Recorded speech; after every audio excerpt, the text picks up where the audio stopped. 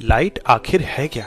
इस सवाल का जवाब हम सदियों से खोज रहे हैं। न्यूटन का मानना था कि ये छोटे छोटे पार्टिकल से बनी है, पर यंग्स डबल स्लिट एक्सपेरिमेंट और मैक्सवेल की इलेक्ट्रोमैग्नेटिक वेव इक्वेशंस ने साबित कर दिया कि ये एक वेव है। तो मामला सेटल लग ही रहा था कि तभी एंट्री हुई एल्बर्ट आइंस्टाइन की। आइंस्टाइन के टाइम पे फिजिक्स के गलियारों में एक ऐसा एक्सपेरिमेंट हो रहा था जिसका किसी के पास कोई जवाब नहीं था। जब किसी मेटल पे हाई फ्रीक्वेंसी लाइट या यूवी रेज गिराते तो मेटल से इलेक्ट्रॉन इजेक्ट होते और इस एक्सपेरिमेंट को फोटो इलेक्ट्रिक इफेक्ट नाम दिया गया। पर इसे वेव नेचर से समझना इतना मुश्किल क्यों है? वेव से एनर्जी इलेक्ट्रॉन को मिलती होगी और वो बाहर आ जाते होंगे। इसमें दिक्कत क्या है? पहली दिक्कत, अगर लाइट वेव है तो इसके पास कॉन्टिन्यूअस एनर्जी होगी।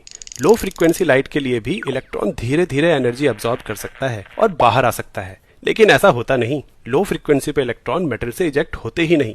दूसरी दिक्कत, अगर लाइट की इंटेंसिटी बढ़ाएं तो वेव की कुल एनर्जी भी बढ़नी चाहिए, यानी जब मेटल से इलेक्ट्रॉन इजेक्ट हो तो ज्यादा तेज यानी ज्यादा काइनेटिक एनर्जी से बाहर आने चाहिए। पर ऐसा भी नहीं होता। एक फ्रीक्वेंसी की कितनी भी वेव्स मार लो, इलेक्ट्रॉन की एनर्जी सेम ही रहती है। इन सब सवालों का जवाब साइंटिस्ट के पास नहीं था और आइंस्टाइन भी इन सवालों का जवाब ढूंढ रहे थे। आइंस्टाइन से पहले प्लैंक ने एनर्जी क्वांटाइजेशन की थ्योरी दी थी, जिसके हिसाब से इलेक्ट्रॉन फिक्स मात्रा में ही एनर्जी गेन या रिलीज कर सकते हैं, उस फिक्स मात्रा से कम या ज्यादा नहीं। आइंस्टाइन ने अपनी बुद्धि लगाई और प्लैंक की थ्योरी को और एक्सपेंड किया। अगर इलेक्ट्रॉन में लाइट की एनर्जी सिर्फ निर्धारित मात्रा में ही एब्सॉर्ब या रिलीज होती है तो कहीं लाइट की एनर्जी खुद ही क्वांटाइज्ड फॉर्म में तो नहीं एग्जिस्ट करती। मतलब लाइट, जिसे वेव माना जाता है, उसकी एनर्जी कॉन्टिन्यूअस नहीं बल्कि फिक्स क्वांटिटी की हो, यानी वो एक पार्टिकल की तरह हो। आइंस्टाइन ने इन लाइट के पार्टिकल्स को फोटोन का नाम दिया।